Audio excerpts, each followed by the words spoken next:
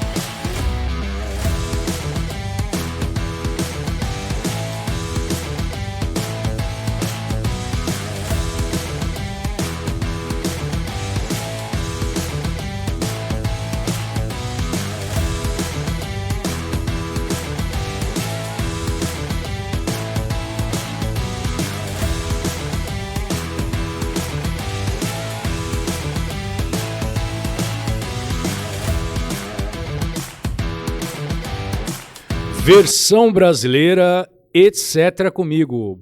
Boa tarde ou boa noite, pessoal, tudo bem? Como que vocês estão?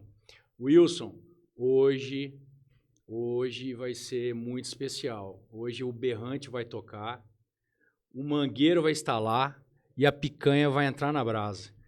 Nada mais, nada menos do que um exalquiano, né? Que dizem que tem os extraterrestres e os exalquianos, né? Rodrigo Paniago, consultor, sócio proprietário da Boviplan. Que honra! Tudo bem, meu amigo? Tudo ótimo, a honra é minha, Cláudio. É um prazer estar aqui com você. Acho que vai ser muito divertido para nós. Com certeza. Vamos falar hoje sobre pecuária de corte, mercado, as possibilidades, como que se encontra hoje, perspectivas, enfim, e todas as referências possíveis do mercado. Antes disso, vamos agradecer aos nossos patrocinadores. Ateliê Flávia Mato Grosso, porcelanas finas e personalizadas. Cursos de pintura em porcelana e vidro. Merlone Imóveis, lançamentos imobiliários, consultoria e direcionamento de mercado. Fale com Juliana e Diogo Merlone. Maria Rita, nutrição esportiva. Entre no protocolo de saúde sem passar fome. Gerbov, software de gerenciamento de propriedades rurais. Sai da planilha Excel e entre para a tecnologia. Epix News, painéis digitais distribuídos em pontos estratégicos de Campo Grande. Quem não é visto e não é lembrado. E portais de notícias. Fiquem instruídos, informados pelas notícias e nas notícias de Campo Grande, Mato Grosso do Sul, Brasil e o mundo, na Pix News. Como que você está, meu consultor? Tudo bem, cara. Hoje eu estava falando ali que o Paulo, eu cheguei aqui e falei, pô, ouvi uns modão no caminho aqui, deu uma animada, hein? Na Difusora Pantanal, toca uns modão bom, gostei. Toca. Se eu não me engano, o Paulo falou alguma coisa em relação a isso, que eles não tocam esse universitário, né? Mais coisa mais antiga, mais modão mesmo. Só ouvi música boa.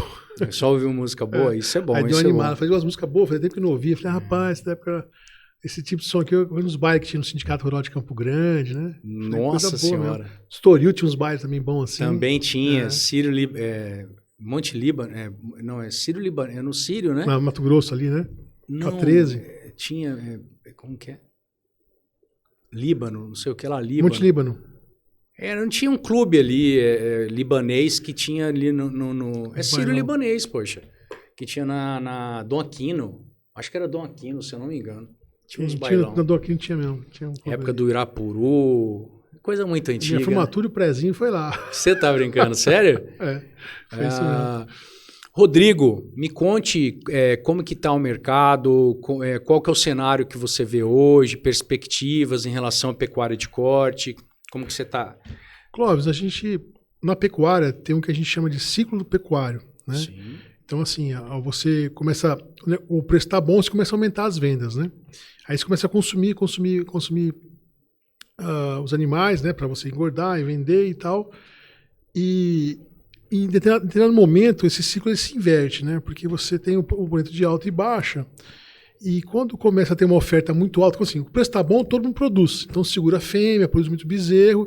E a pecuária, você não é um ciclo fechado de um ano safra. Sim. Você passa mais de um ano, na verdade, né? Então, o preço está bom, o pessoal começa a reter matrizes para produzir bezerro, produz muito bezerro. Aí tem aquela enxurrada de gado no mercado, o preço cai. Aí o preço cai, o faturamento do produtor rural reduz, né? E ele acaba entrando no abate de matrizes. Então ele começa a vender mais matrizes do que o normal, logicamente lá na frente vai reduzir a oferta de bezerro e volta o preço a subir novamente. Isso acontece mais ou menos a cada 5 anos. A cada 5 anos? É um ciclo de 5 anos, essas inversões, né? E nós estamos vivendo nesse momento de baixa. Então nós estamos numa baixa muito, muito feroz, né? Apesar de estar no primeiro trimestre esse ano ter tido recordes de abate, recordes de exportação, o preço está muito baixo, né? O preço do mercado brasileiro está muito baixo porque nós estamos vivendo um momento de baixa. Porém, a parte boa dessa história é que nós estamos na inversão do ciclo, né? Nós estamos justamente indo para inverter o ciclo, bater no piso, né? Uhum. Agora começa a subir. E eu participei recentemente do evento da Confinar, né? Do pessoal ali, que é um dos melhores eventos aí de pecuária que a gente tem no Brasil. Teve uma palestra muito boa de um economista que a gente conhece, formado em Piracicaba, você estava falando dos alqueires no começo, né? Então, ele é bom. Não, mas ele é bom mesmo. E ele estava falando, né, que o rebanho americano está diminuindo bastante, o consumo está se mantendo. Então, ele acredita que a gente tem, junto com a inversão do ciclo, junto com a subida da roupa, ainda vai ter um aumento de demanda do mercado americano por boi. O Brasil, para exportar para os Estados Unidos, tem que atender uma cota, tem um limite de gado, de carcaça você pode vender para os Estados Unidos, chama cota Hilton. E os Estados Unidos tem que comprar carne. Se a gente não for diretamente da gente, vai comprar de outros países. Se comprar de outros países, vai abrir espaço em outros lugares. Então o nosso boi vai acabar ocupando espaço. O brasileiro, a produção brasileira de carne bovina é muito ágil em ocupar mercados. A gente vem, assim, vai uns 3 ou 4 anos que a gente só está aumentando a quantidade de mercados países que estão comprando da gente. Então, assim, eu imagino que a gente vai ter momentos muito bons pelos próximos 2, 3 anos aí de subida de preço e a gente vai enxergar rapidamente aí o momento de alta, né? E aí volta de novo aos bons faturamentos, a recomposição de capital que o pecuarista vai ter nos próximos anos. Então, estamos no momento de baixa, nós estamos entrando na seca, né? E eu tive, a semana passada fui rodar umas fazendas, já está bem seco os pastos, aqui na região do Mato Grosso do Sul, por exemplo, né? Eu sei que hoje choveu lá no Nortão de Araguaína e tal, né? No Nortão está chovendo, mas algumas regiões estão sofrendo com a seca, né? Então, na seca começo de seca sempre baixa o preço, o pessoal começa não tem como engordar. Então, a gente está no momento de baixa, mas a perspectiva é muito positiva. Isso eu gostaria de dizer com relação ao ciclo pecuário. Isso é boa informação. Eu não sabia. Eu leio alguma coisa, né, sobre pecuária, sobre o agro em si, mas eu não sabia dessa informação. Eu não fui no Confinar, infelizmente. O evento é muito bom. Bom. Com certeza. Mandar um abraço lá para o Spengler, para o Gataz. O Gataz, o Sperb, o Murilo. Exatamente. Um abraço para os idealizadores do Confinar. Cada ano melhor, todo mundo fala. E me diz uma coisa, exportação.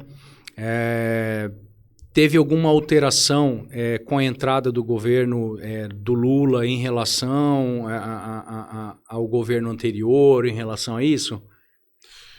Não, como eu te falei, já faz uns 3 ou 4 anos que a gente vem aumentando o mercado, né? A China chegou e ocupou o espaço, ela ainda domina, é o maior importador de carne brasileira ainda. A grande parte dessa expansão é por causa de volume de carne para a China. O atual, vamos dizer assim, a equipe atual do Ministério da Agricultura está fazendo um bom trabalho de aumentar mercados, não só para pecuária, mas para outras áreas também. Tá. Mas assim, não há uma grande diferença nesse sentido, né? Os preços estão se sustentando, né? Se eu vou comprar carne, você vê que faz tempo que o preço está se mantendo, né? Então, assim, estamos em preço de baixo. O pecuarista está recebendo menos pelo boi, mas o preço no mercado interno está se mantendo, é porque o mercado é comprador, né? Mas a oferta que é muito grande. Esse aqui é o problema, então, é oferta e demanda, e aí o preço para o pecuarista está muito ruim no momento. Mas não percebemos grandes mudanças porque mudou o governo, não. Não teve nenhuma... No momento isso não aconteceu. Tá. Eu estava louco para fazer essa pergunta para você. Você é um especialista do pecuária de corte. Em relação ao volume de animais taurinos, aumentou muito em relação a 10 anos atrás? Muito. Vem aumentando muito porque, primeiro que a técnica de IATF, que é a inseminação artificial em tempo fixo, né?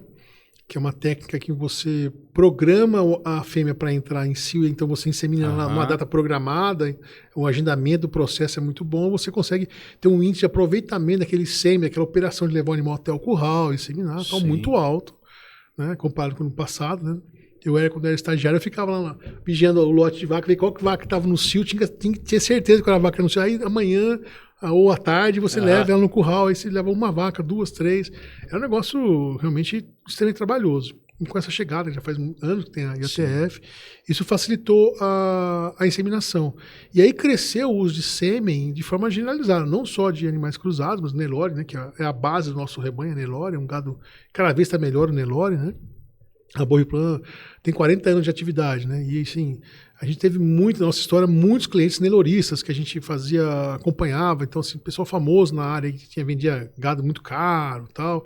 A gente até chegava a fazer nutrição de ração para o pessoal competir em pista, para disputar campeonato e tal. Então a gente conhece bem essa turma do Nelore há muito tempo. Mas aí, com a chegada do IATF e com também essa demanda de mercado, aí o mercado exige uma carne diferente, né?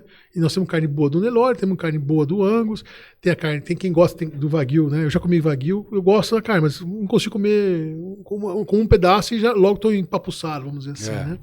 Então tem mercado para tudo. Então, assim, a carga de gordura é muito... É bem grande. A marmoreia é um dos maiores marmoreios que tem, então é bastante gordura. É muito macio, saboroso, mas você não consegue consumir um volume maior, como você consegue numa carne mais magra. Principalmente eu que tirei a vesícula.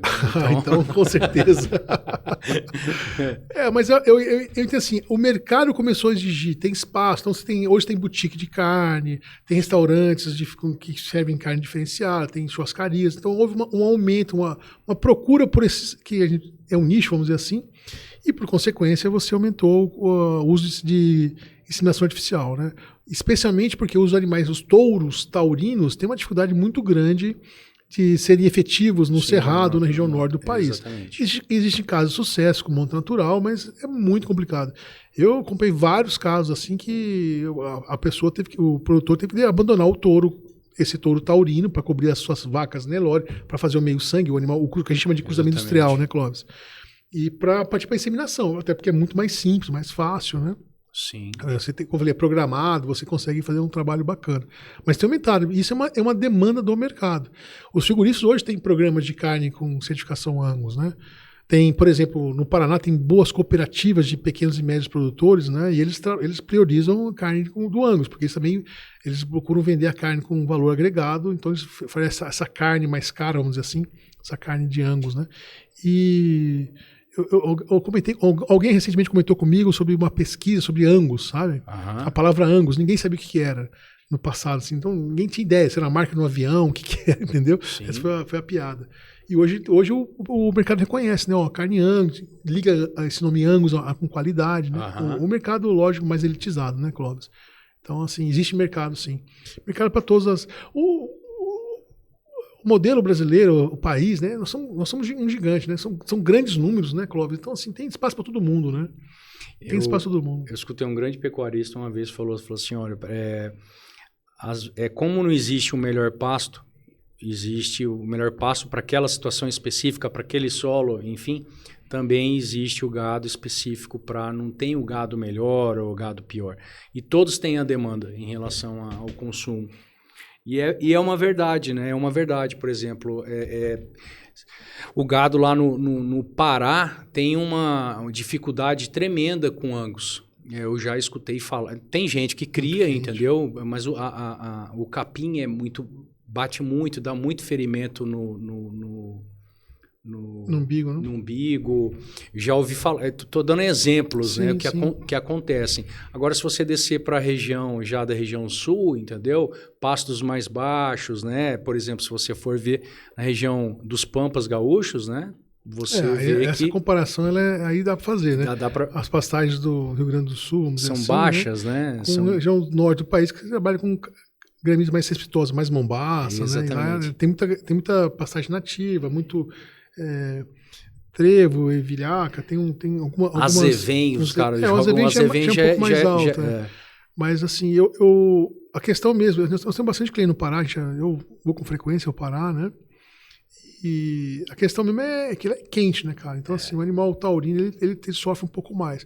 A questão do umbigo nem é tanto grave, porque existe nos melhoramentos genéticos, existe uma que chama de correção de umbigo, né? Que você produziu um animal, mesmo no Nelore, inclusive, né? Não é o do Brasil, no Brasil era um campeão de umbigo, né? Eu lembro que meu tio tinha uns touros do Brasil, cara, dava um trabalho danado.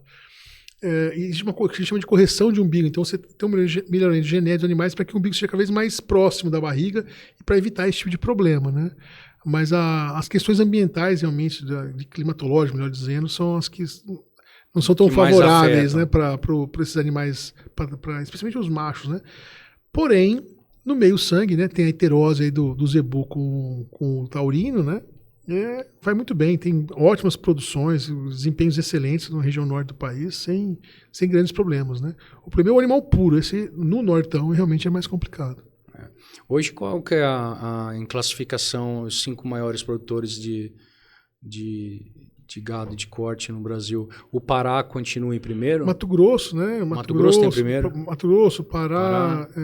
Mato Grosso do Sul são estados importantes na produção, né? Em pastagem também, área de pastagem também são importantes, né? A região centro-oeste tem uma maior quantidade de pastagem e pecuária. A pecuária tem... Centro-oeste.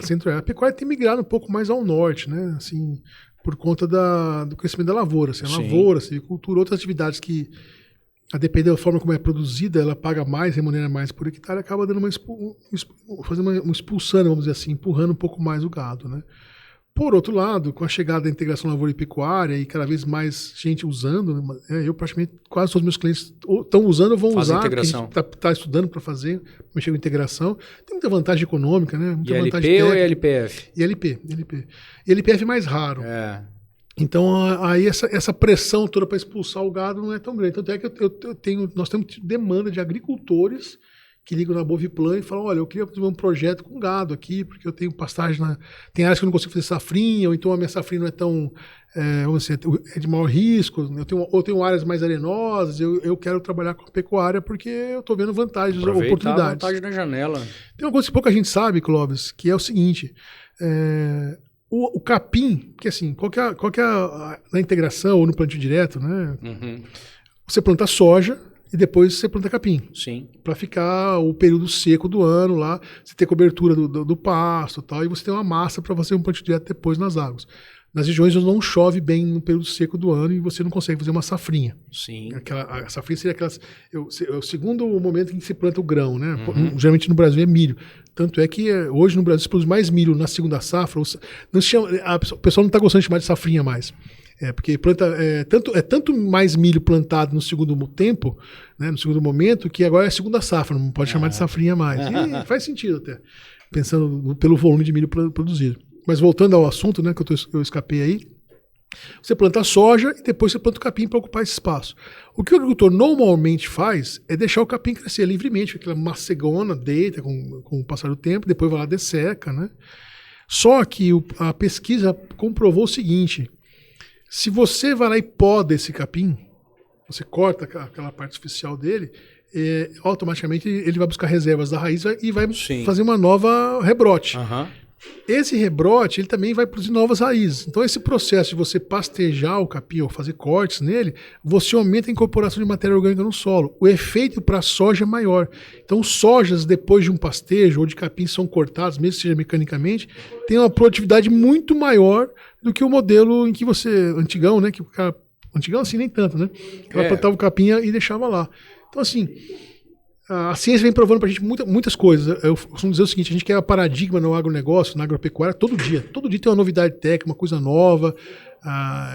Apesar do pessoal achar que o pessoal do campo, o rural, é um povo, vamos dizer assim, atrasado, né? É o oposto, né? Eles estão inovando a cada momento, e é porque está inovando. Tá aí a agricultura, né? E a pecuária se desenvolvendo cada vez mais justamente por causa disso. Por isso, isso nós estamos produzindo cada vez mais com uma área pouquinho menor, né? Ou seja, se a gente fosse produzir com a mesma produtividade que a gente tinha na década de 80, 70, a gente ia desmatar do Brasil inteiro para produzir a mesma quantidade de comida que a gente faz hoje. Então, graças à tecnologia, graças à inovação, esse sucesso empreendedor que o produtor rural tem, é que a gente consegue cada vez mais produzir mais alimentos, desmatando cada vez, ou melhor, nem dependendo do desmatamento mais, né? Então, assim, é graças a isso que a gente está tendo, graças à ciência, a área de ciências agrárias, que é muito forte, muito poderosa aqui no Brasil, né? E graças a esse produtor que está assumindo o seu papel em produzir de forma sustentável, que a gente está tendo esse sucesso todo.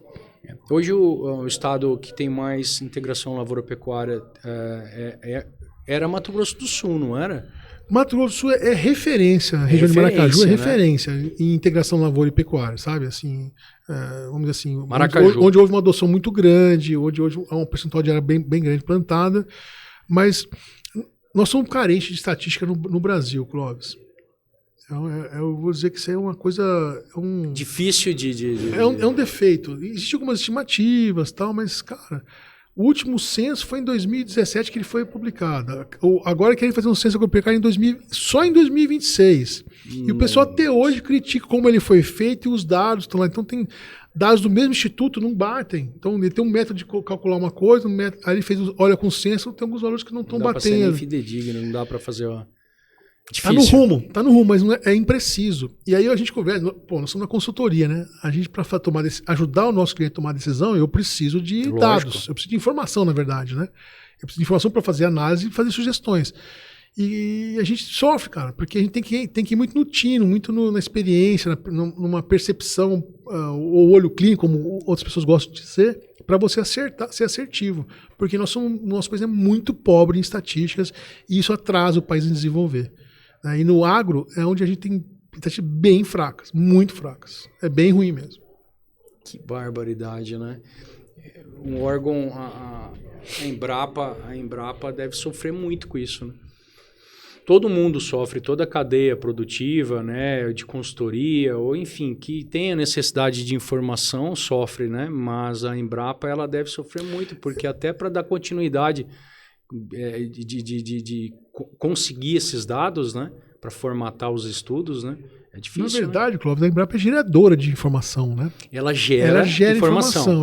Esses dados estatísticos de, por exemplo, produção, quantidade de grãos está estocado, qual é a área de integração agropecuária real do Brasil hoje, onde é que ela está, né? Qual é a área de LPF ou de pecuária e floresta, né? A gente não tem isso de forma precisa. Então, assim, quem quer tomar uma decisão de mercado? Uma empresa quer lançar um produto, né? Qual o tamanho do mercado brasileiro para esse setor? A informação é super frágil. Então você tem que fazer levantamentos de formas indiretas. Existem muitas empresas de consultoria que fazem pesquisa de campo, levantamento de dados, porque o governo não tem esse dado, né? Hoje está melhor, né? Hoje tem imaginamento de satélite, tem um monte, mas tem um monte de iniciativas no Brasil afora, privada ou público-privada, para levantar informações. O governo não é o garantidor não consegue sustentar essas informações precisas no volume, com a atualização que a gente precisa para o mercado evoluir de forma firme. Então, assim, muitos investimentos as pessoas deixam de fazer, empresas deixam de fazer investimento porque fica inseguro. Vou entrar nesse mercado, qual é o tamanho real dele? Se perguntar assim, qual a quantidade de pastagem tem no Brasil hoje? Vai ter um cara que vai falar 174 milhões, outro vai falar 166, o outro 160, o outro, sabe? A informação é complicada. Coisa que aconteceu esse ano, essa safra agora de grãos. cada consultoria falava, ó, a safra brasileira vai ser de soja, vai ser de tantos grãos, a safra vai ser, vai colher tanto. Cara, geralmente as informações são muito próximas, né? Sim. A margem de erro é pequena, ou a margem entre as pessoas que avaliam isso. Cara, hoje tinha variações de 10 milhões de toneladas, uma coisa fora do normal, nunca teve isso, sabe? Desde que começaram a ter informações, né? Sim. Nunca teve esse entendimento. Porque é muito complicado. Tudo bem, teve um problema climático super complicado na região centro-oeste, Mato Grosso especialmente, que é o maior produtor de soja do Brasil. E isso aí provocou... e não foi de forma generalizada, foi regiões, algumas regiões que teve seca, o cara não colheu, ou o cara não conseguiu plantar, teve replantio. Mas quanto foi de área replantio? Não tem, essas informações não tem. Ninguém tem um dado concentrado. Eu estava fazendo uma pesquisa sobre uso de defensivos outro dia. Quantos defensivos usou pastagem no estado tal? O IBAMA tem lá o dado do Brasil, para o municipativo e tal. Aí você vai na Agência de Defesa do Estado e fala assim, olha, os receituários agronômicos passam por vocês, né? Então, assim, o que tem aí de aplicado para soja, o que tem aplicado para pastagem? Não temos esses dados. Mas vocês têm, vocês não estão publicando, esses dados não são públicos, não está exposto. Hoje só tem 3 estados no Brasil em que você consegue identificar que tipo de pesticidas foram usados, quanto foi usado e qual. Rondônia, que é o Idaron, o Mato Grosso, que é o INDEA, e o IAGRO, que também tem um modelo de BI muito bom. São os únicos 3 estados do Brasil inteiro que deixam esses dados públicos para você acessar e saber que tipo de defensivos foram usados. Se foi usado mais inseticida, mais fungicida, mais herbicida, né? Se foi usado, quando foi usado para soja, quando foi usado para pastagem. Aí o país é muito pobre de estatística, no agro especialmente. Isso aí, e não ter informação atrasa investimento. Com certeza. Tomadas de decisões são em cima de informações de dados, né? Cara, impressionante. Eu não sabia dessa carência não, de números em relação a isso, não. Outro dia, eu fui fazer um relatório quando da Associação de Ouro e Material Escolar, né? Que depois eu gostaria que você falasse um pouco. Vamos falar. Tem que falar. Isso é importante falar sobre educação aqui no nosso país. Mas eu vou fazer um levantamento com a associação e eu vi uma crítica, porque o Brasil é campeão no uso de pesticidas. Eu falei assim, poxa, tá bom, vamos lá ver isso então. O Brasil é um dos maiores produtores de alimento do mundo, então ele tem que ser um grande consumidor de pesticida. Com certeza. De fertilizante também, de semente também. É grande, você compra muito. Aí eu fui na FAO. A FAO ela tem um compilado de dados de todos os países, né? Ou em tese de todos os países. E o Brasil realmente é o campeão, é o maior comprador de pesticidas. Eu estou falando de fungicida, inseticida, herbicida, tudo junto, né? Ele é um campeão. Só que aí você vai ver quanto que aplica por área. Uma coisa é volume. Lógico. Outra coisa é por área. Então, assim, né? Lógico. Aquela família lá é a que mais compra, tá? Mas tem 8 filhos, você tem 2 filhos, ela que vai comprar mais que você. Mas por aí, desculpa a analogia boa, mas é por aí.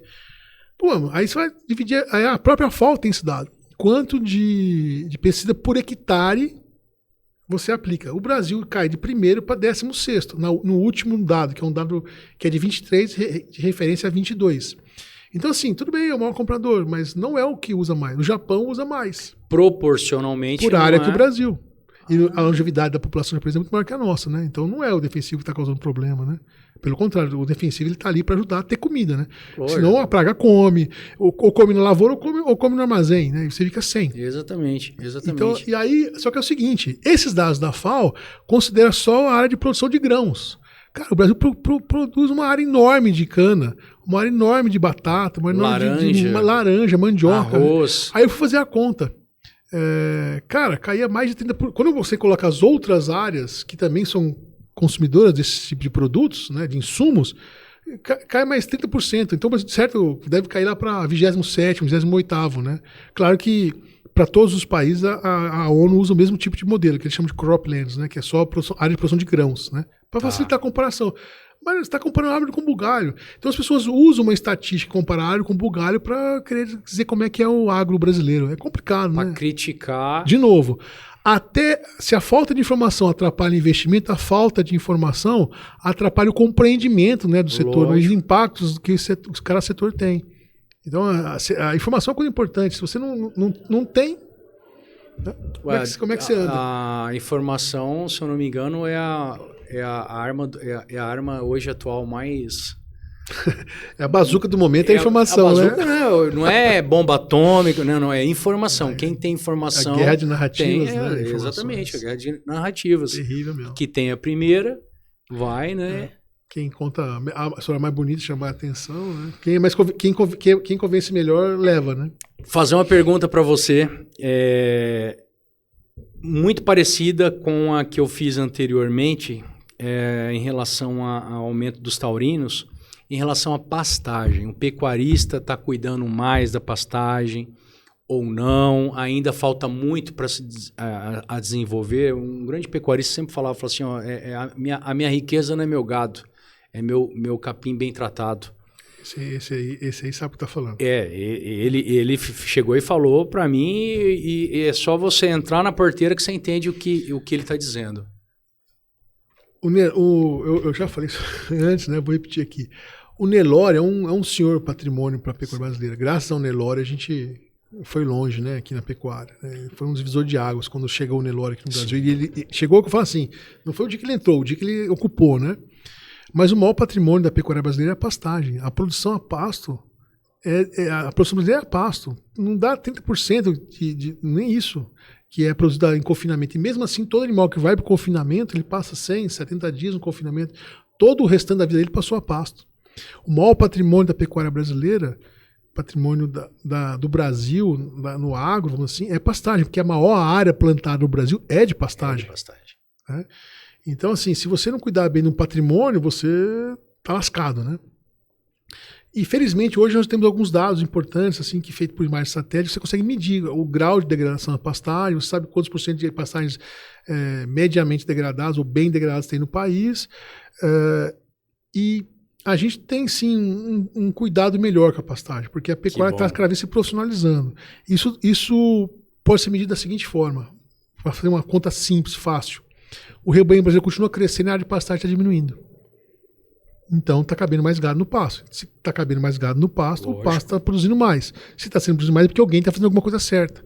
Então, assim, para facilitar o entendimento, essa é a resposta. E responder, certa. Né? E responder o que você me perguntou. Que né? Sensacional. Isso daí é importantíssimo, né?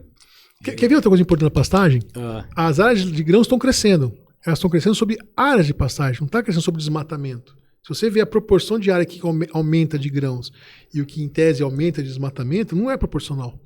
Então, onde é que está plantando aonde? Nós estamos plantando em segunda safra, estamos plantando irrigado, mas principalmente os grãos, soja, milho, até trigo, né? A gente pode focar no soja e milho, que são as maiores, né? Está avançando sobre a área de pastagem. Então, assim, aquela pastagem degradada, improdutiva. Lógico. Exemplo aqui do estado do Mato Grosso do Sul. Quanto está crescendo a área de silvicultura aqui de eucalipto no Brasil, no lado do leste do estado aí? É só sobre a área de pastagem degradada. O rebanho do estado não está diminuindo. Como é que está acontecendo? Muitas áreas degradadas que a gente se vê, que próximo tem agricultura, os caras também fazem um arrendamento. E o pecuarista da área degradada muitas vezes não tem capital ou está inviabilizado. Ele arrenda até para ele recuperar, né, e dar maior valoração ao hectare. Então tem muita gente pegando áreas, né, que já tem o modus operandi de como que faz a sistemática. Clóvis, há pouco tempo atrás a gente foi contratado por uma entidade aí para fazer um trabalho com pequenos produtores numa região mais ao norte do país aqui, e eram centenas de produtores, pequenos produtores, né? E a ideia era que a gente fosse ajudá-los, do ponto de vista técnico, a ser mais produtivos, para eles não deixarem o mercado, porque se eles não forem ineficientes, eles saem do mercado. Lógico. Então a ideia é levar eficiência tecnológica para eles, seja na reprodução, nutrição, manejo de pastagem e tudo mais. E começamos a fazer a primeira rodada, né, o diagnóstico. Eu falei, cara, o problema deles não é técnica, o problema deles é gestão. O pecuarista brasileiro não foi talhado, não foi construído entendendo de gestão. Ele foi construído entendendo de produção. Então a gente visitava as fazendas lá e a gente perguntava, quase não, acho que 100% das pessoas que nós visitamos na primeira rodada, e eu estou falando de centenas de fazendas, né? Era uma equipe grande, vários técnicos, né? Ninguém tinha gestão, cara. Ninguém encontrava conta. Eu cheguei numa fazenda de um cara, esse não é pequeno, tão pequeno quanto a maioria, mas esse é o exemplo, seria o esdrúxulo da cara. O cara plantava 1.000 hectares de soja. E tinha uma pecuária pequena lá, por isso que a gente foi visitá-lo. Aí eu comecei a perguntar, como é que você faz os controles? Ele falou, não, eu sei quanto que são as parcelas dos financiamentos que tem para pagar, sei quando eu vou produzir, a minha conta é essa. Eu falei, cara, mas ele não sabia nem que se ele estava ganhando ou se estava perdendo. E era um cara que tinha, mais de 1.000 hectares de soja, é um senhor capital, né? Põe aí 4.000, 4.500 só de despesa direta por hectare por ano que o cara faz. Né? Isso mesmo. Poxa, e imagina os outros, né? Aí eu falo assim, mas olha, esse cara, ele trabalha na atividade, pequenos, né? Ele trabalha na atividade dele, ele está na operação. E não é um cara que tem 10 funcionários, 5 funcionários. Então ele está lá. Chega no final do dia, o cara está exausto. Aí que hora que você acha que ele vai fazer anotação, que ele vai fazer conta? Não vai ser no final do dia. Durante o dia ele tem que correr, porque está chovendo, tem que recolher, tem um animal, tem que colher, tem que plantar. O tempo não permite ele parar, né? Bom, então tem o final de semana. Pô, final de semana o cara também está trabalhando, cara. O cara que é produtor rural, está na fazenda, também está trabalhando. Uma geladinha dele, né? Descansar, pô, né? Se der sorte, ele toma gelada. Ou toma descansar, né? Aí eles falam, poxa, a gente tem que... Os filhos estão frequentando escola, estão sendo instruídos, tem tempo, tem a esposa. Aí a ideia era tentar achar uma solução para que esse cara pudesse pelo menos ter um livro caixa para anotar despesa, receita, o que é gasto da família, da casa, da sede, e não é da produção. Cara, e você pensa, pô, e Rodrigo tá contando uma realidade do pequeno produtor, da agricultura familiar, né? Nada. Não, cara. Nada. Não. Eu já vi cara eu imagino enorme que você fala, o cara ele faz uma conta bem... É tão ruim a conta que não serve, sabe? Então, o cara ele tá achando que tá dando aquele dinheiro, mas não tá dando, porque tem um monte de coisa que ele nem considera nas contas dele aqui. Então, o caminho da evolução da produção, de qualquer negócio, Clóvis, na cidade ou no campo, tem que ter uma gestão. Uma gestão profissionalizada, uma gestão eficiente, melhor dizendo, né? Para ir para frente. Sem gestão, não dá para ter boa produção. O cara acha que tem uma boa produção, mas ele está tendo tanto desperdício no processo que ele acha que está produzindo bem, mas não está. Olha que faz a conta do que ele colocou, que ele tirou, não foi tão bom, entendeu? Eu tenho uma solução para eles. Ah, é? Gerbov, software de gerenciamento de propriedades rurais. Que não é fácil também, né? Eu sou suspeito para falar de software. Não, assim... Ainda mais do Gerbov. Mas, cara, eu uso muito dos meus clientes. Assim, e, cara, para o meu trabalho como consultor, é uma facilidade tremenda. Com certeza. Clóvis, porque assim... É uma ferramenta Você chega na fazenda, você tem que ir lá interpretar o que está acontecendo, diagnóstico, né? E escutar o que o produtor tem, as dores que ele tem e tudo mais, e tentar ajudá-la a ter uma rentabilidade. Então, a ideia do consultor é levar a solução. Sim. Para levar uma solução, ele tem que ter uma boa interpretação, né? O médico faz um monte de exame, pede exame de sangue, raio-x, pede um monte de coisa, né? E você chega na fazenda, ele não tem essa informação. Agora, na fazenda tem software, que tem gestão mesmo, né?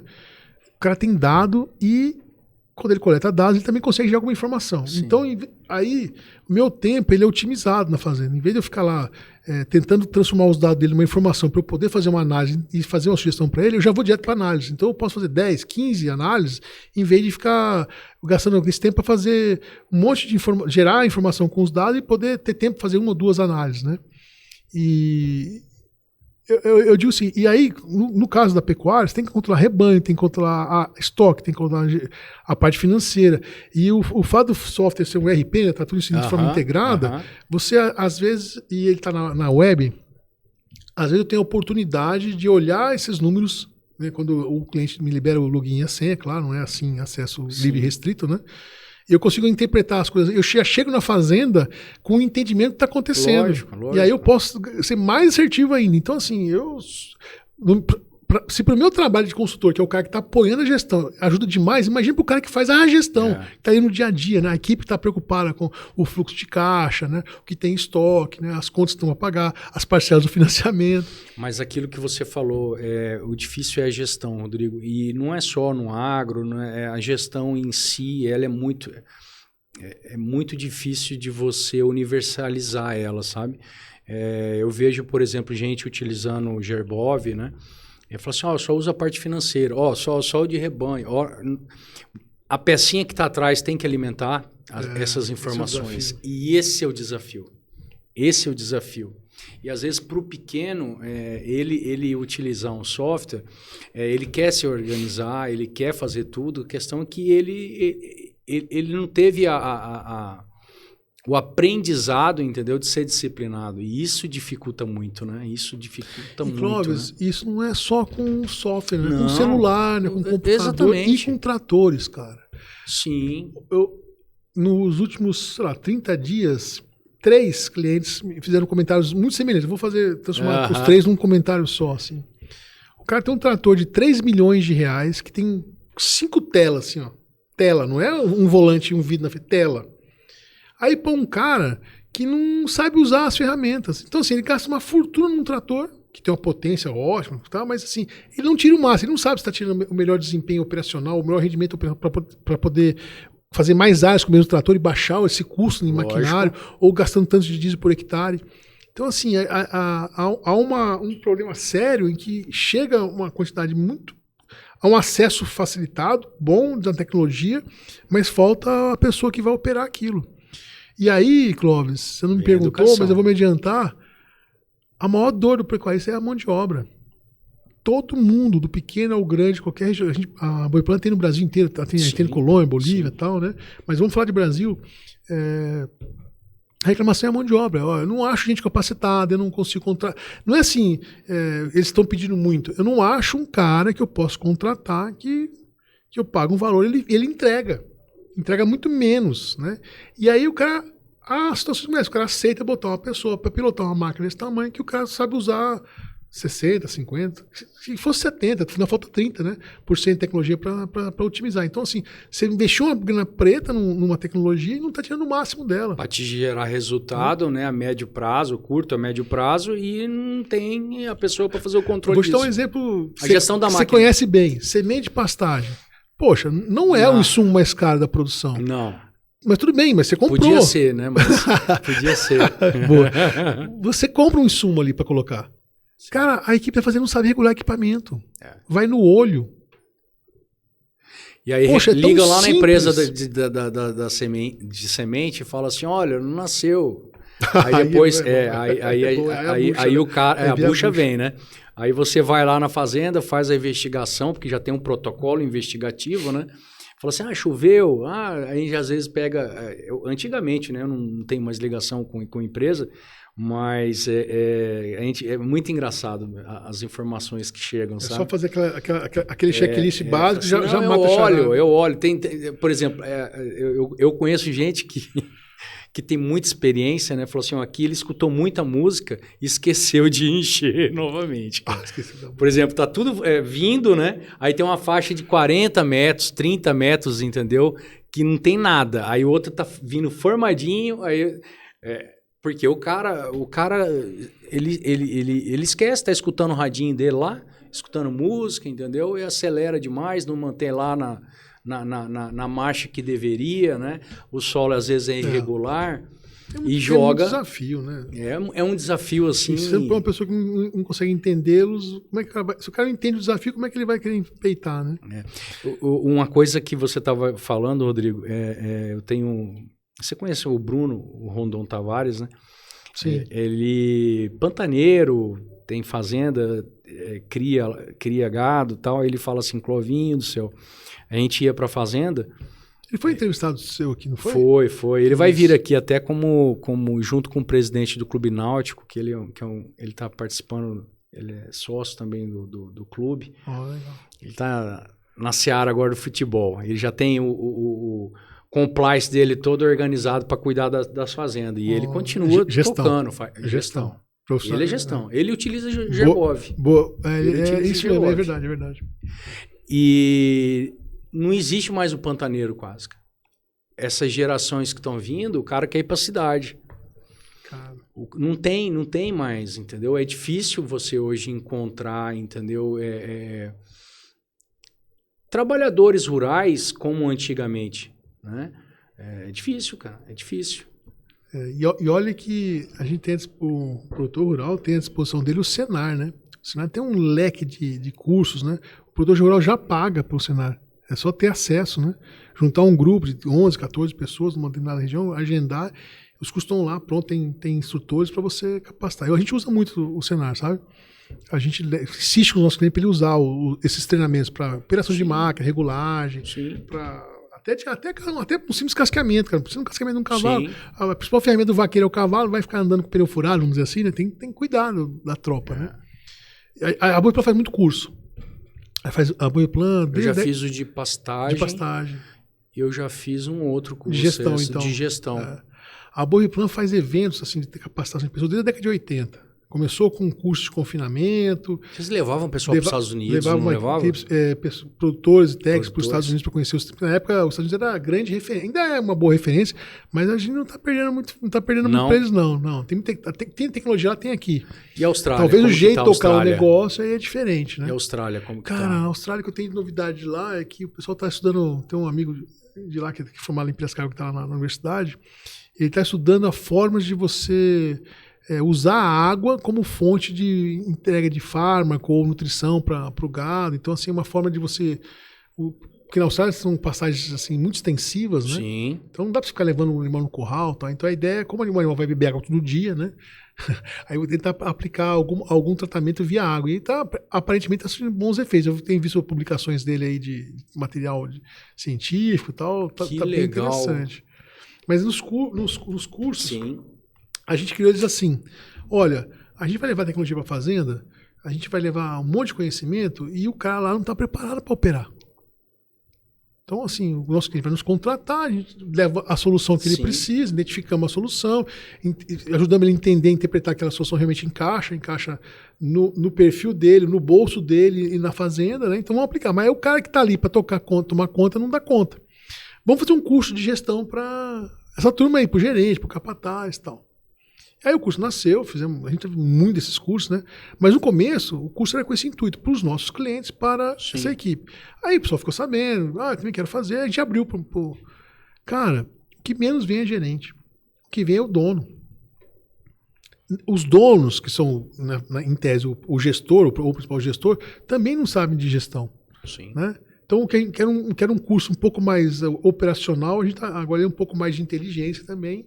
Muita gente vem fazer o curso conosco, mas pra você ver, né, a carência que é o conhecimento em gestão, planejamento, controle, tirar indicadores, montar planos de meta de bonificação. As pessoas não sabem, não tem essa... Eu te falei, o pecuarista não foi talhado para ser um gestor, ele foi talhado para ser um produtor. O perfil dele, o coração do cara, o que pulsa, e é legal isso, né? É de produtor. É difícil um produtor ser um bom gestor. Tem ótimos exemplos aqui no estado, inclusive. Sim. Mas é muito difícil. Mas não é a regra em geral. Não é exatamente. Exatamente ao contrário, isso mesmo. E aí você falou de educação, né? Quando a gente está falando das pessoas e tudo mais, né? Rapidinho, esse curso de pastagem vocês vão fazer aqui em Campo Grande? Qual será a data? A gente faz com frequência em Campo Grande. É um curso que trabalha desde o planejamento que você vai reformar, o que você vai plantar ou vai recuperar de pastagem, como fazer isso, né? Nosso curso é muito focado em como fazer. Porque o que fazer você vai na internet, você acha, né? Sim. Como fazer que é o gargalo. E o de gestão também, a gente vai fazer aqui o de gestão. Esse ano vão ter 2 cursos de gestão e um de pastagem aqui no Mato Grosso do Sul. Vai ser em Campo Grande, na verdade. Vai ser em Campo Grande. Eu só não sei as datas para te dizer agora, mas quem gostou da conversa é só entrar no site da Boviplan, né? Boviplan.com.br, vai ter as informações lá. Ou no nosso Instagram também, que é @Boviplan. A gente está anunciando lá, deve ter a programação. Rodrigo, vamos entrar num assunto que você conhece bem, né? E está à frente, né? Juntamente com outras pessoas, que é na parte educacional, do material escolar. Até merecia a próxima vez que você vier, a gente fazer um só e você convidar um pessoal para vir. Tem uma turma boa aqui no MS, hein? Muito legal, muito legal. A gente podia fazer uma temporada. Tem bons associados aqui no MS, pessoas que falam bem e conhecem com propriedade essa temática. Eu vou trazer assim, só se me avisar, a gente combina. Vamos. Mas você está falando de olho no material escolar, né? A Associação de Olho no Material Escolar. Essa é uma associação que nasceu durante a pandemia, quando nós, pais e mães, estávamos acompanhando nossos filhos assistirem aulas, videoconferências, né, aulas online, e a gente tinha que ajudar, acompanhar, fazer as aulas, né? A gente começou a olhar as apostilas, e Clóvis, eram coisas assim de cair o cabelo mesmo, sabe? Acho que um pouco do meu cabelo caiu durante a pandemia, vendo as apostilas dos filhos aí. Coisas horríveis. E não é assim, não é uma questão só de ter viés, é uma questão de ter erro científico. Clóvis, tem 2 nós temos um dossiê. A associação ela tem um dossiê de tudo que as pessoas mandam. Isso aqui tem na apostila do meu filho, tá errado. Isso aqui. Tudo que tem de barbaridade que fala sobre o agro na material escolar, a gente tem um dossiê de quase todas as editoras. Tem duas que me chamam muita atenção. Uma é referente ao Estado. Tem uma frase assim, tem uma imagem e uma frase. A soja do Mato Grosso do Sul cresce sobre o sangue de crianças indígenas. Eu falei, cara, uma criança de 6, 7, 8, 9 anos dentro de um negócio desse, vai achar o quê? Que o produtor sai com uma metralhadora caçando índio e aí ele pega o sangue e irriga o sangue no solo para a soja crescer? Isso é um... Sabe? Que tipo de informação que é essa, cara? Sabe? Que jogada, assim, sem nenhum tipo de... para criança. Né? Escola no Mato Grosso do Sul. É uma apostila de um pessoal que do Mato Grosso que mandou pra gente. Né? Aí tinha uma outra assim, essa da pecuária, né? Onde o boi pisa, cria desertificação. Eu falei, rapaz, se o cara soubesse tanto de boi, nós temos mais de 200 milhões de cabeças de boi aqui no Brasil. A pecuária, a atividade pecuária talvez a que seja presente em todos os municípios do país. Né? Todo mundo tem uma vaquinha de leite, sim, né? Sim. Uma atividade econômica que está presente em quase todos os municípios. São Paulo. São Paulo, capital, tem. Tem mesmo. E aí, cara, você falar que onde o boi pisa causa desertificação, sabe, erro científico, um negócio assim, é bárbaro. Durante essa pandemia, as pessoas começaram a se comunicar, grupo WhatsApp, né? Olha, você tá vendo esse meu filho? Começou a entrar nos grupos. E algumas pessoas do agro falando, cara, a gente tem que fazer alguma coisa. Não podemos deixar desse jeito. Estão criando um vilão aí, estão né? Doutrinando. Thanos aí, sabe o que é? Sim. Né? E aí a criança vai, primeiro ano, segundo ano, toda vez ela vai na apostila, tem uma coisa falando mal do agro. Uma hora ela cria uma ideia que o agro é algo do mal, né? Então assim, ele não quer nem se aproximar de lá. Imagina, se eu acho que aquilo é uma coisa do mal, eu não vou querer trabalhar no agro. Lógico. E o agro tem um monte de problemas, tem um monte de soluções, precisa de gente e tal. Né? É do agro que vem a comida, não vem do MST, não vem do agricultor familiar. Isso é lorota, é outro mito, né? Que a agricultura familiar produz 70% do que a gente come. Isso não existe. Não tem um levantamento que você pode cruzar em quantidade, ou em valor, ou em área, que você chega nesse número. É uma dessas coisas que as pessoas vão repetindo sem pensar. Tem até artigo científico na Unicamp. Se fizer uma busca na Unicamp sobre isso aí, você vai ver que tem um artigo que o cara está descrevendo que isso é impossível de ser, né? Então, a gente precisa resolver, a gente tem que produzir de forma sustentável, tem que ter desenvolvimento sustentável no país. Como é que eu vou, e para fazer isso tem que tirar de ciência. Eu tenho que fazer transferência de ciência. Se as pessoas não quiserem trabalhar nisso, como é que vai ficar? Imagina um dia, assim, olha, indústria é coisa do mal. Aí não tem ninguém que trabalha na indústria do país. Como é que faz? É uma coisa meio, sabe, não faz sentido você criar esse tipo de... Sabe, pegar um copo e postar sempre a parte vazia do copo para as pessoas. Lógico. Né? Bom, aí as pessoas falaram, vamos montar, teve um movimento. Aí, enquanto era movimento, uma amiga, Carolina Barreto, que é muito ligada à pecuária, né, produtora rural, ela falou assim, Rodrigo, você precisa conhecer esse pessoal aqui. Você vai gostar, porque da época do GTPS, né, Grupo de Trabalho Pecuária Sustentável, eu já fui da Associação de Funcionários de Pecuária Sustentável também, a gente brigava para explicar que a pecuária não é esse vilão todo aí. Eu falei, precisa ter gente técnica lá para ajudar a sustentar, a aparecer. Aí eu conheci essa turma e falei, cara, é pior do que eu imaginava, né? Porque você ter acesso a esses dossiês que estou te falando. Só que aí essa turma, em vez de ser um negócio reativo, de ir lá e tacar pedra na editora que faz o livro errado, ou na escola, ou no professor, ele falou, pô, vamos criar uma ponte e vamos contar para eles a outra parte do copo aqui que está cheio, que eles não estão enxergando, né? Eles estão pisando na copa e não estão vendo. E aí a gente descobriu que os donos das editoras também não sabem que o material que estão publicando. Eles falam assim, cara, mas é isso aqui, tá na minha apostila, é a minha mesmo. Eu falei, o livro está falando isso. E a gente falou, poxa, né, como é que vai fazer isso aí? Então a gente começou a criar pontes. A gente chegava uma reclamação de uma escola, a gente ia até a escola, falava, olha, tá aqui um pesquisador da Embrapa, da Exalc, da Viçosa, não sei o quê, um cientista X aqui da Unicamp, para te explicar por que isso está na sua apostila, está errado. Suas professoras estão ensinando errado na sala de aula. Aí o cara da escola arrepia o cabelo, fala, nossa, estou comprando material que é de péssima qualidade, né? O que eu vou fazer? Aí, vamos falar com a sua editora. Então a gente começou a criar uma ponte, de chegar até a editora oferecendo não, vamos lá falar mal. Em vez de a gente catequizar 300, 400, sei lá, centenas de milhares de professores pelo Brasil afora, tem 9, 10 editores que dominam o mercado inteiro, vamos chegar nas editoras. Então, vamos mudar o material didático. Vamos mostrar para eles por que está errado o material e vamos oferecer para ele a oportunidade, conhecimento e fontes para que ele possa incluir coisas realmente atualizadas sobre o agro. Tinha coisa lá falando que a cana no estado de São Paulo é queimada. Pô, faz anos que não queima mais cana no estado de São Paulo. Sabe assim, tá repetindo material, sabe aquela coisa, como se fosse uma coisa atual. Totalmente atualizada. É um contexto da agricultura da década de 70, de 80. O Brasil era importador de alimentos. O Brasil era importador de líquido de alimentos na década de 70. Não dava, a gente comia tudo que a gente precisava, não tinha o que, né? Tinha que importar. Então a gente foi fazer isso, olha, vamos mudar, vamos trazer informações. A gente foi devagarinho fazendo isso. Só que muito assim, inteligente, né, essa estratégia. A estratégia foi ótima, só que ainda assim as pessoas desconfiavam, né? Porque todo mundo, eles são do campo, são rural, então são bancados pelo campo para fazer esse viés. Aí outra ideia bacana que esse pessoal teve, né? Poxa, vamos contratar um serviço de uma entidade notório saber, que seja... Não dá para dizer que é o mensageiro que está errado, porque já fez trabalho para diferentes tipos de governo, para diferentes setores, não é do agro, para avaliar o material escolar do Brasil. Aí foi contratar a FIA, que é uma fundação ligada à Faculdade de Economia e Administração da USP. Esse pessoal, a gente comprou 80% do material didático que o governo federal usa. Falou, tá aqui o material, 10 mil páginas. Dá uma destrinchada e vê o que fala do agro. É colégio público. Não, material que o governo federal compra e distribui para as redes públicas, né? Mas as mesmas editoras que fazem livros para o setor público fazem para o privado. A diferença muda alguma coisa, muda a capa, uma página, né? Ah, tá.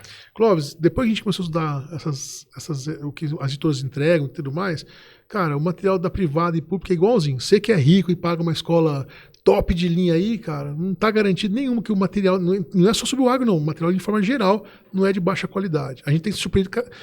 Aí a gente parou de surpreender, porque é tão ruim que a gente já espera que as coisas venham ruins, né, nos materiais. Tanto faz se é público, se é privado. É muito ruim.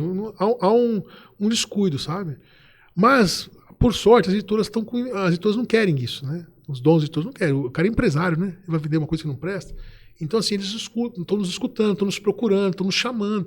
Antes de bater na porta, a gente não era, né, o cara nem atendia a gente. Agora é um conselho, na verdade, né? Como? Um conselho, alguma... que não só do agro, né? Eu acho que tem que se montar um conselho. Essa não é a missão do agro, essa é a missão da sociedade, né? Da sociedade, isso que eu estou te falando, né? Representatividade, as instituições, não sei...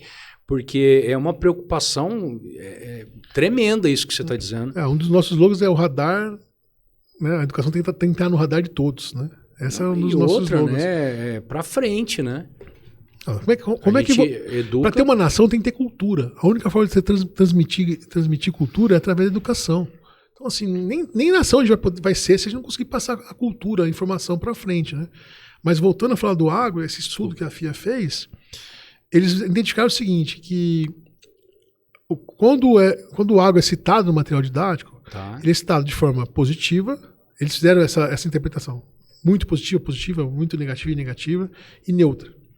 As muito negativas e negativas comparadas com as citações neutras e positivas é 60% a mais.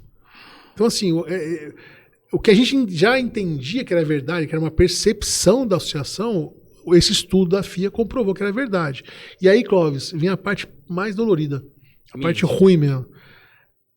Essa quantidade de forma negativa e muito negativa que como o agro é retratado, agronegócio, né, diferentes setores, é retratado no material didático, 97% não tem embasamento científico algum, muito menos estatística oficial. É simplesmente uma matéria de jornal, a opinião do cara que escreveu o livro. E, Clóvis, você fala assim, então o mercado editorial está dominado por pessoas do mal contra o agro. Não tem nada a ver. Os caras não conhecem. Eles não sabem. Tem uma votação da Júlia Material Escolar que chama Vivência na Prática. A gente leva alunos, professores, coordenadores de curso, diretor de escola.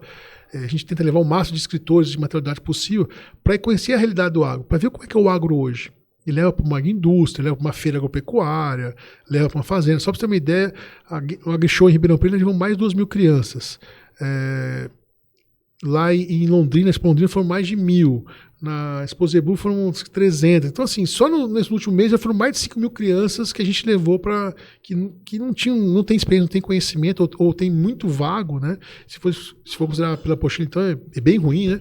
Sobre o que é o agro, a gente mostra, olha, o agro é isso, por que tem um equipamento desse? Quem que trabalha no agro? O agro não é só veterinário, agrônomo, tecnista, tem essa psicóloga aqui, tem a nutricionista, né? Tem muita gente de profissões diferentes que trabalha no agro. Então, TI, poxa, né? Eu tive uma escola em São Paulo que a gente levou os alunos dessa escola para conhecer o agro, né? E aí a coordenadora do pedagógico dessa escola, que é uma pessoa fera na educação, inclusive, ela estava dando um depoimento pra gente. Falou, olha, a gente faz uns eventos aqui na escola em que os ex-alunos vêm contar aqui para os alunos por que eles escolheram a profissão, o que eles estão fazendo e tal. E tinha um aluno lá que era médico, estava na faculdade do Einstein, estudando medicina no Einstein. E no Einstein você tem que fazer entrevista, não é só prova, né? Aí perguntaram para ele assim, por que você quer ser médico? O seu objetivo é trabalhar aqui no Einstein? Que muita gente vai lá estudar para trabalhar no... Ele falou, não, eu quero trabalhar no agro. Como assim? Você faz também... Cara, o agro é um negócio tão incrível, eu quero ser um médico que vai estar ligado com essa gente aí. E ele é um cara da cidade. E esse é um cara que foi no VC na prática, que a gente fez lá um tempo atrás. Coisa. Então, assim, você vê, né? As pessoas não conhecem, não têm noção. Então, assim, o mundo de oportunidades está sendo fechada, portas fechadas para um monte de gente, né? Porque o Vale do Silício, o Vale do Silício do agro podia ser aqui que eu falo, eu tô falando sério, né? Eu entendi. Da cultura do brasileiro, nós não valorizarmos as nossas características positivas, né? A nossa cultura, nossos ídolos, né? Poxa, pode falar. Não, e assim, esse conhecimento não é só do aluno, né? Eu comecei a falar isso porque o pessoal que escreve sobre o agro não conhece o agro, né? Nos primeiros vivencianos que a gente fez, eu não sei se foi o primeiro ou o segundo, e foram os escritores, né, de uma determinada editora aí, rodar lá, ver uma agroindústria, ver uma fazenda, falar com o funcionário, falar com o tratorista, né, ver como é que é a área de vivência, como é que é conhecer uma reserva legal. Sim. Os caras, mas vocês preservam tudo isso? Eu falei, lei, obrigatório, e se eu ainda pago imposto, e se que pegar fogo eu sou responsável legal, então eu tenho que tomar conta mesmo, né, tem que cuidar. É pro bem de todos, né, mas faz parte eu tô fazendo. Aí um desses escritores falou assim, deu um depoimento, ele falou algo parecido com isso, né? Eu posso estar, não quero errar aqui. Ele disse o seguinte, cara, eu não sabia que era assim, eu escrevo sobre o agro e tudo que eu escrevo está errado. Que barba. Então não era um cara do mal, sabe? Olha, eu sou anti-agro e vou escrever livros para acabar. Não é, o cara não conhece. A população brasileira não conhece o agro, cara. O Brasil se urbanizou e pouca gente conhece o agro. E sabe o que é o mais engraçado? A gente fala de agronegócio. O agronegócio é a cadeia, né? Ou seja, aquela profissão, aquele estabelecimento só existe porque alguém planta para ser comercializado ou ser produzido. Então, esse é o agronegócio. Se você for ver a população empregada no agronegócio brasileiro, que é algo em torno de perto de 25% da população brasileira está empregada no agronegócio. 51% dela está morando na cidade. Ou ele está antes da porteira, na produção de insumos, serviços e máquinas para o produtor rural, ou ele compra, ou ele está naquelas empresas que usam os produtos do produtor rural, transformam, vira refeição, vira camisa, vira N artigos, até remédio, né? Então, assim, 51% da população empregada do agronegócio brasileiro mora na cidade. Então, assim, do teu lado tem um cara que de repente ele é um motorista de caminhão e a vida dele é fazer levar cargas do agro para cima e para baixo aí. E a profissão dele, o cargo, a função, aquela empresa de transportador de grãos, por exemplo, só existe porque se tem alguém plantar grãos, se não existir, ele ia transportar outra coisa, ou então não ia transportar nada porque não tem o que transportar. As pessoas não têm. Não seria seu vizinho, né, o cara, de repente. Tem um outro, né? Então, assim, é um desconhecimento, cara, é um desconhecimento muito grande. E um dos nossos grandes desafios da Associação de Olho e Material Escolar é ultrapassar essa barreira, é levar esse conhecimento, trazer as pessoas para dentro do agro, conhecer o verdadeiro agro e, principalmente, levar esse conhecimento para dentro da apostila, para que a verdade seja contada. E não é um entendimento. A gente não quer que seja escondido debaixo do tapete o que o agro fez ou faz de errado. Se a gente não reconhece os erros, a gente não conhece o que tem de errado, como é que eu vou levar? Como é que eu vou melhorar? Como é que eu vou desenvolver? Como é que eu vou levar uma solução para resolver um problema que se eu escondo esse problema? Né? Mas tem que contar a história inteira, o copo cheio, não metade do copo que está vazia. Conta tudo, a parte boa, a parte ruim. Né? E as oportunidades. Quantas oportunidades tem para essas crianças que estão chegando de emprego aí no agro? A gente acabou de falar há um pouco tempo atrás que há uma demanda do agro por uma mão de obra capacitada. E se você incute nas pessoas que ir para lá é ir para o mal, imagina a consequência para a sociedade disso no futuro, né? Tá, mas... Olha que interessante essa história. Esses viés malucos de que trabalhar com fertilizante, com insumos, tá? Uma coisa de essa agricultura, agronegócio, coisa do mal, é tão louco que tem um país chamado Sri Lanka. Sri Lanka. Tegucigalpa? Esse cara, não. Capital, né? O hospital de Sri Lanka, teve um cara lá... Capital, eu acho que é Tegucigalpa. Eu não sei o nome da capital. Ele resolveu assim, olha, nós vamos produzir só produto orgânico aqui no país. Então, pode acabar com esse negócio de fertilizante, pesticida, pode acabar com isso aí, não vamos usar mais. A lagartinha... O que aconteceu? Perdeu tudo. Fome. Fome. A produção despencou. Lógico. A economia despencou por consequência, porque está tudo integrado. A gente estava falando do agronegócio agora. Ele caiu. A população invadiu o palácio. Faltou tirar a mão ele lá de dentro. Então, assim, esse entendimento equivocado. Assim, né? Ele não é um cara. Não sei, não conheço esse cara, né?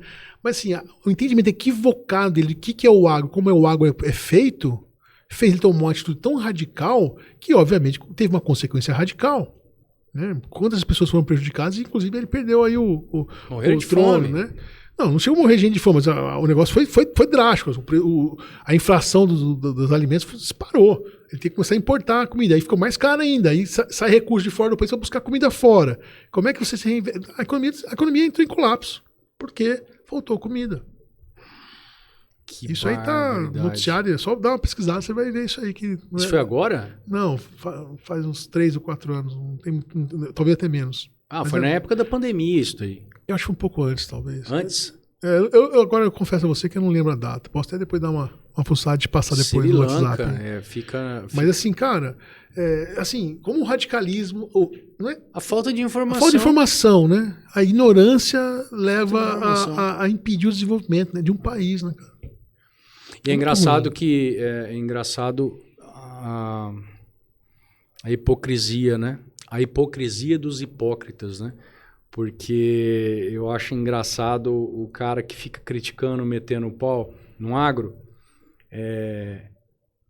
e se utiliza do agro, entendeu? Porque não tem como você não se utilizar do agro, né? Então é difícil. A não ser que ele ande só de ônibus a diesel, né? Ele não usa o agro. Qual gasolina você compra? Qual gasolina você compra hoje? Não tem álcool na gasolina. Aqui no Brasil muito mais até, né? Os índices são de onde você acha que vem a borracha? Né? De onde vem a borracha? A borracha do pneu. Cara, o agro... vou dar um exemplo da pecuária, só pra gente ficar facilitando essa Tem um trabalho americano que ele fala o seguinte, que os subprodutos ou resíduos da pecuária, do frigorífico, né? Do processo de produção da pecuária, né? Da carne do bovino, ele atende 49 segmentos industriais diferentes. Então vai para pólvora, vai para remédio, vai para couro, vai para pincel, também cirúrgico, tinta. É uma quantidade enorme de coisas, né? Aqui no Brasil não é tão assim diversificado assim, mas é a quantidade de... A gente fez uma pesquisa recente aí, cara... Eu que sou da área, não sabia de tanta coisa. Eu falei, cara, vai para fertilizante, vai para combustível, sai do frigorífico um monte de resíduo. Agora, por que vai? Porque eles gostam desse resíduo ou porque é barato e isso torna o produto final mais barato? Agora, você corta isso. O que vai acontecer? Vamos voltar nos 49 segmentos lá. Tem 49 segmentos diferentes que devem produzir, sei lá, 300 produtos diferentes. Colapso. Não, vai ficar mais caro. Não, e é colapso. Por que você acha que planta tanta soja? Porque a soja ela é bonita? Cara, porque ela é eficiente. Você produz ela com pouco fertilizante. Se você gera farelo para que é alimento, você gera óleo vegetal que é alimento. Os subprodutos da soja usado uma quantidade enorme de coisas. Então, assim, ela atende cadeias diferentes, entregando um insumo barato. Por que o produtor pula soja? Porque a soja dá uma rentabilidade, porque ela é, em tese, barata de produzir. Não vai produzir uma coisa cara de produzir, porque não vai vender. Lógico. Quem vai comprar uma fonte proteica ou de óleo vegetal quer comprar o mais barato que tem no mercado. Quem é que entrega isso melhor? A soja. Então, por consequência, essas cadeias que vêm depois, elas têm um custo de produção mais barato. Sim. Tá tudo integrado, tá tudo interligado. Não é por gosto. Cara... É porque a conta fecha, né? Eu conversei com outro dia uma pessoa, falou assim, não sei o que jogar. Eu falei, você acha que o produtor quer jogar ABC? Cara, é caro pra caramba isso aí, cara. Ele torce pra não ter que aplicar. Ele torce, cara, porque é muito caro. Se não aplicar, ele ganha. Entendeu? As pessoas compram, as pessoas compram algumas histórias, algumas versões de forma muito ingênua. Ninguém fala assim, será que é isso mesmo? Ninguém fala, será? Por que as pessoas não falam será quando vem uma informação nova, né? Você tem que questionar. Mas será que a gente não foi doutrinado justamente para nós não fazermos essa pergunta, será? Doutrinado não, é mais fácil você aceitar. Se parece com aquilo que eu acho que é legal, tá aceito. E ele não questiona. Deixa eu fazer uma pergunta, Rodrigo. Vocês, depois desse trabalho da associação, pararam de... Ainda continua rodando esse material? Olha que engraçado. A editora, para vender livros para o governo, ela tem que atender o PNLD, né? Que é assim, como se fosse um checklist de informações que tem que conter para cada série, cada tópico você tem que escrever. Você tem que escrever sobre aquilo, tem um jeito de escrever. Então, para o governo comprar o material de você, que é o maior comprador de livro didático, é o governo, você tem que seguir uma parametrização do material. Ele não vai dizer para você como é que você tem que dizer, como, mas o que tem que estar lá. E aí ele compra e o governo distribui pelos municípios, pelos estados. E tem uma regra que você não pode mudar o material todo ano. Porque senão aquela pessoa que repetiu, aquela não sei o quê, tem diferença. Tem diferenças muito grandes de conhecimento que foram repassados. Então é ciclos? Eu fui para uma reunião com uma editora.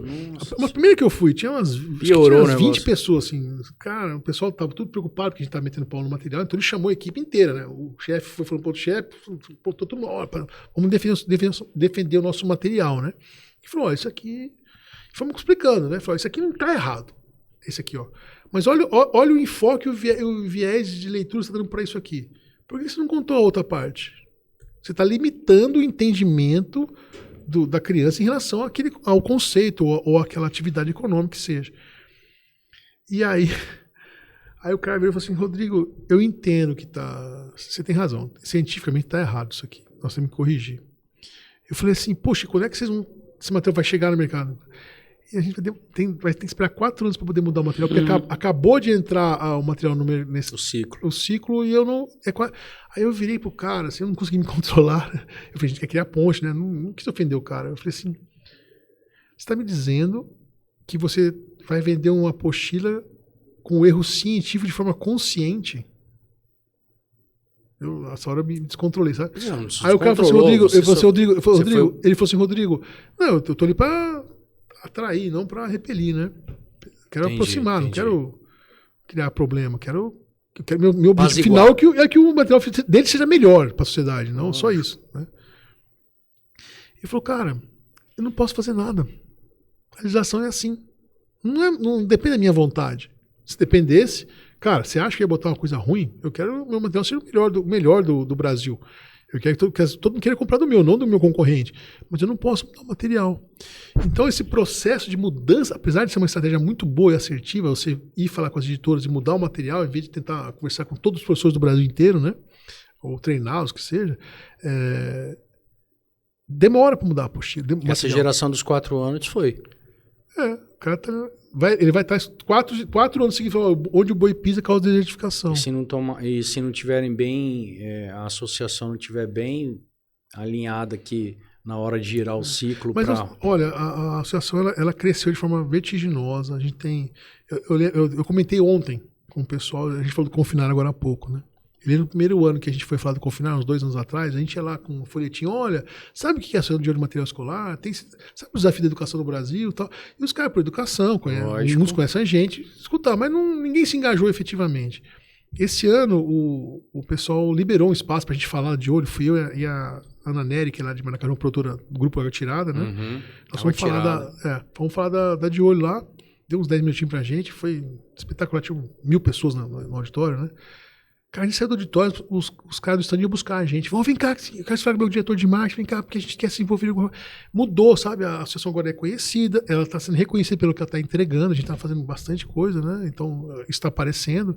As editoras nos procuram, agora a imprensa nos procura, então a nossa presidente já deu entrevista na CNN, Bandeirantes, Estadão, Folha de São Paulo, assim, agora a gente é reconhecido como uma entidade que tem uma voz em relação à educação, não é só uma voz do agro, né? Sim. Então a gente tem feito muita coisa. E tem uma coisa muito legal que nós estamos fazendo agora, nesse instante, Clóvis. A gente fechou com a Secretaria de Educação do Estado de São Paulo um treinamento para capacitar 200 pessoas, cara. São escritores de material didático, professores, coordenadores de curso, diretor de escola. Vai ter um evento junto com a Exalc em Piracicaba e a gente vai treinar 200 educadores, cara, sobre o agro. Nós vamos pegar os melhores especialistas, cara. Vamos pegar os caras mais top de cada área. São 11 macro temas e dividido em 2, então são 22 tópicos sobre o agro, em que a gente vai levar os caras mais, assim, os bamba de cada assunto para falar assim, olha, eu vou falar sobre água na irrigação, vou falar sobre bioenergia, vou falar sobre desmatamento, vou levar os caras, Embrapa, Exalc, muito pessoal da academia, para não ter, levar gente de empresa, falar, tem viés, né? Aquela história de não se preocupar em ser, não é ser honesto, tem que parecer honesto, né? E aí, cara, esses caras eram para 20.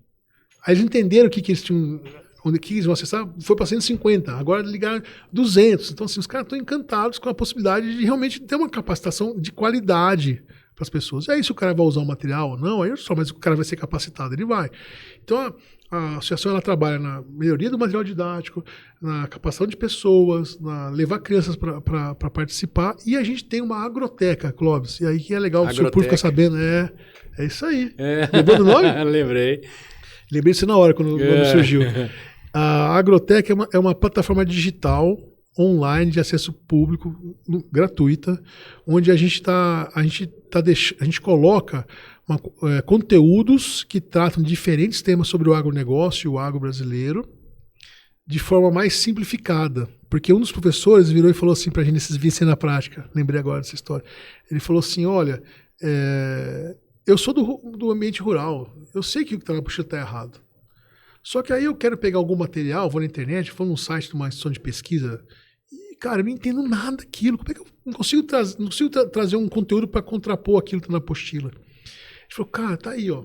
A gente não quer ajudar eles com conteúdo, com fonte boa, vamos entregar uns conteúdos mais fáceis, vamos localizar esse material que já está pronto, está espalhado pela internet aí, mundo afora, né? E vamos levar.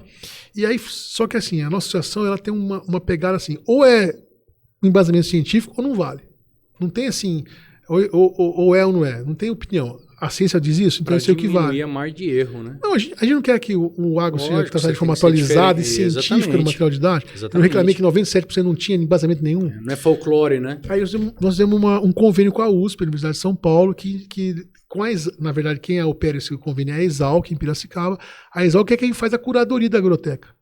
Então, 100%, hoje nós estamos com 355 ou 360 conteúdos diferentes de vídeo, apostila, textos, gráficos, apresentações de PowerPoint e tal, diferentes temas. Fala de cacau, fala de leite, fala de mel, fala de qualquer tema, assim, né? Que legal.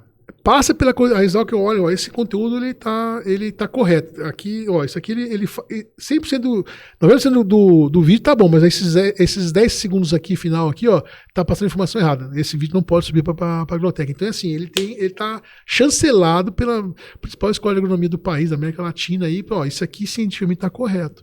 Então, os pais estão nos ouvindo, professores, se você quiser achar algum conteúdo sobre algum tema ligado ao agro, você entra na Agroteca, você pode estar de olho no materialescolar.com.br ou só digitar no Google Agroteca, você chega até essa plataforma, tem uns filtros, você filtra por conteúdo, por tipo, por assunto, e você chega em diversos conteúdos lá para você, e você pode usar isso para contrapor, usar num debate, ou usar na sala de aula, né? Isso aí é uma entrega que a associação fez para a sociedade aí e está só bombando. E agora nós estamos produzindo conteúdo, porque a gente nós identificamos o que tinha de material e agora vamos ver, ó, tá faltando um assunto, esse assunto aqui não tem uma informação. Vamos produzir um conteúdo então. Aí a gente vai fazer isso aí. Cara, que é uma das... então, assim, tem o Vivenciando na Prática, tem a capacitação de professores, tem esse movimento conjunto às editoras e tem a Agroteca, que é esse banco de informações aí sobre o agro de forma... vamos dizer assim, cientificamente correta, né? Que barbaridade. Eu não sabia, assim, como que era complexo isso, né? Meus parabéns pela coragem, né? Até de dividir tempo Porque hoje em dia todo mundo mundo... é voluntário, é complicado. Complicado. Mas assim, você está fazendo são isso... muitas formigas, né? Um formigueiro grande. É um formigueiro grande, né? Um formigueiro grande que a formiga rainha está dando energia para as formiguinhas fazerem, né, o trabalho, né? E cada um tem a sua vida, né? Cada um tem... Mas vocês estão fazendo isso bem...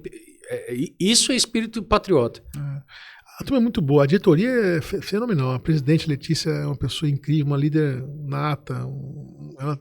Ela respira. Ela mora onde? É de Barretos. Barretos? Família de produtores rurais também. Ela respira educação 24 horas por dia. A Ana Nery, que eu mencionei, é vice-presidente aqui de Mato Grosso do Sul também. Quando ela vier aqui, vamos fazer um programa só sobre esse tema. Pô, cara, eu tenho certeza que você vai descobrir muita coisa interessante para compartilhar aí nos seus podcasts aí, porque além de ser um trabalho extremamente necessário, é um trabalho bonito de ver, sabe? A transformação que está acontecendo. Tem alguns exemplos, tem poucos exemplos, né? Que tudo nós estamos fazendo. É tão bacana. Eu vou te dar olha que interessante, eu comentei isso, acho que anteontem. Pô, o Rio Grande do Sul está vivendo uma calamidade, né, cara? Cara, triste, nunca entrou tanta gente do Rio Gaúcho na associação como entrou agora, de associado. Porque para associação tem que pagar, né? Sim. Pô, os caras em plena calamidade ali, né? Uma situação terrível, os caras estão preocupados. Tem gente, e muita gente do Rio Grande do Sul, entrando de sócio, pagando para ajudar esse movimento em prol da educação, que é uma coisa de muito longo prazo, né? É trabalhoso, que tem a ver com a nação. E assim, tem gente do lado precisando. Não é que eles não estão deixando de atender. Lógico. Mas assim, com tudo que eles estão passando no quintal de casa, ainda estão preocupados com a nação, né? A gaúcha é bruto, hein, cara? Cada vez eu admiro mais esse pessoal. Eu admiro muito os gaúchos. A cultura gaúcha, a persistência, a força, a dedicação. Eles são merecedores de aplausos, porque o que eles fizeram aí, entrando nesse Brasilzão aí... Né? Não estou dizendo que o paulista não fez isso, o mineiro, o nordestino, né? Enfim... Mas o gaúcho... O pioneirismo deles vindo pro Cerrado é incrível, né?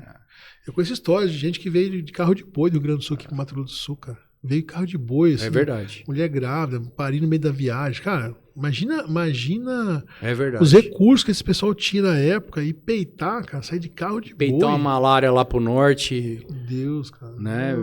É um pessoal diferente, cara. Por isso eu falo, esse pessoal que é do rural, que é produtor rural, é um pessoal treinado de forma diferente, cara. Né? Eles não merecem o descrédito, a forma pejorativa e essa dúvida, esse tanto questionamento que o urbano faz em relação, cara, sabe, ao produtor rural. Ninguém está ali preocupado em destruir o mundo. Pelo contrário, né? Eles estão preocupados em construir um país, construir uma nação, né? E estão fazendo. Graças ao agro, a economia do Brasil vai da maneira boa como está indo agora, né? Um país está crescendo, né? Está evoluindo. E tem muito do agro por trás de tudo isso aí.